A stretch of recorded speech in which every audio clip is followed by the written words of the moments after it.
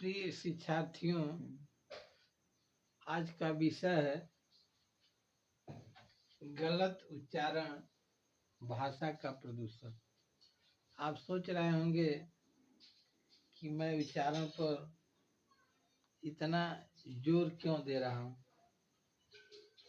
गलत उच्चारण के प्रयोग से अर्थ कुछ उल्टा हो सकता है। जैसे हिंदी में उदाहरण दिया जाए, जैसे आप बचपन को 55 पढ़ दें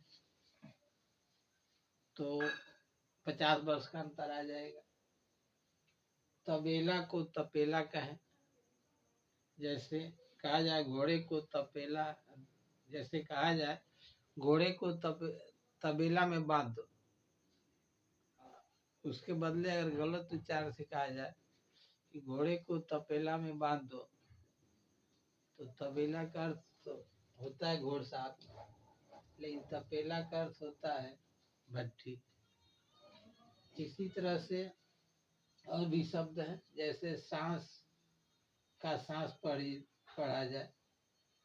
सर्दी जुकाम से कोई परेशान है और वह कहता है कि मुझे सांस से बहुत तकलीफ है।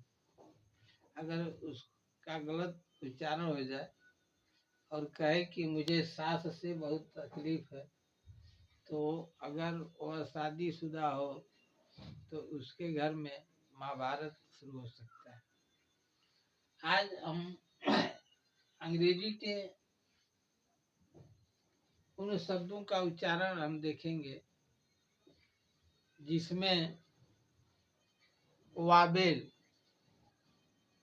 AEIOU में से कोई एक हो, केवल उन्हीं शब्दों का। जैसे अब एक चीज और इसमें देखा जाए, सी के साथ कौन कौन वावेल रहेगा, तो सी को हम क पढ़ते हैं, और सी के साथ कौन कौन वावेल रहेगा तो सी से हम स पढ़ते हैं। ऐसे सी के साथ ए ओ या यू हो तो जहाँ भी ये सी रहेगा हम क पढ़ेंगे, और सी के साथ ई या आई हो तो वहाँ हम सी से स पढ़ेंगे। इसके बाद केवल एक वावेल हो, उन्हीं शब्दों को आज रखा जा रहा है। अगर उन शब्दों में ए आ जाए तो अच्छा, शुरू में आ रहा है तो अक्षर लिखेंगे। अगर ए बीच में आ रहा है तो उसके लिए हम आई की मात्रा बनाएंगे। अगर ई शब्द के प्रारंभ में आ रहा है तो ए, अगर बीच में आ रहा है तो ए की मात्रा लिखेंगे। आई प्रारंभ में आ रहा है तो ई अक्षर बनाएंगे। अगर यही बीच में आ रहा है तो ई की मात्रा लिखेंगे।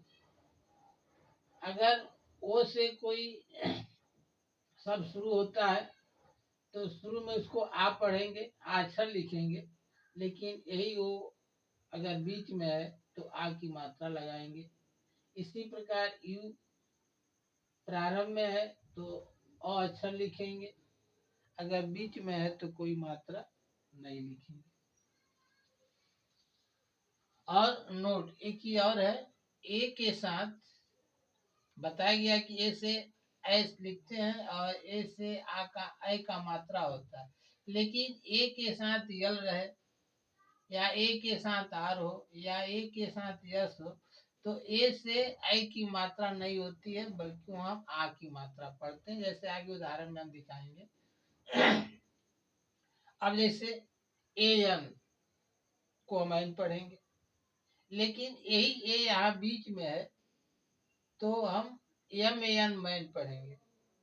ऐसे M A T H math पढ़ेंगे, T H A T that पढ़ेंगे, क्योंकि सी के बाद ए आया, सी से क पढ़ा गया है। सी ए टी को हम कैट पढ़ेंगे, ई एल को एल पढ़ेंगे, पी ई एन को पेन पढ़ेंगे, सी ई एल को सेल पढ़ेंगे, क्योंकि बताया गया सी के बाद ई आएगा तो सी से स होगा और ई से का मात्रा सेल हो गया। HEN हेन पढ़ेंगे, THEM दिन पढ़ेंगे। IN इन पढ़ेंगे, क्योंकि आई प्रारंभ में है इसलिए अक्षर बनेगा, और यही आई बीच में है तो मात्रा बनेगा PINP, THIN theme, RICH rich, CITY CT। इसी प्रकार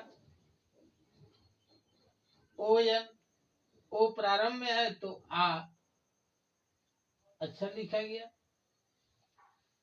ON आन, और यहाँ ओ बीच में है तो आ की मात्रा लिखेंगे, POT part, SHOP shop, NORTH north.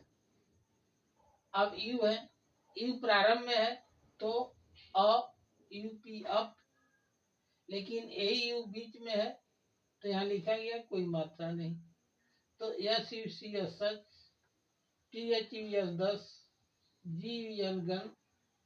तो इस तरह से आज का ये विषय था कि ऐसे अंग्रेजी के शब्द जिसमें केवल एक वावेल हो तो उसका उच्चारण कैसे हम करेंगे। तो हम आग्रह करेंगे कि आपको जैसे कोई शब्द मिले जिसमें केवल एक वावेल हो, उन शब्दों को इकट्ठा करके और इसके अनुसार उसको आप पढ़िए। अब देखिए, जैसे एक उदाहरण लिखा गया अंग्रेजी का, आई हैव पेन। अब इसको आई हैव पेन पढ़ें, या PAI से आई हो जाता है तो आई हैव पेन। अब इसको हम दोनों में से क्या पढ़ें। अगर आई हैव पेन पढ़ते हैं तो इसका अर्थ हुआ मुझे दर्द है, और आई हैव पेन पढ़ते हैं तो इसका अर्थ हुआ मेरे पास कड़ाही है। तो PAIN को हम पेन ही पढ़ेंगे।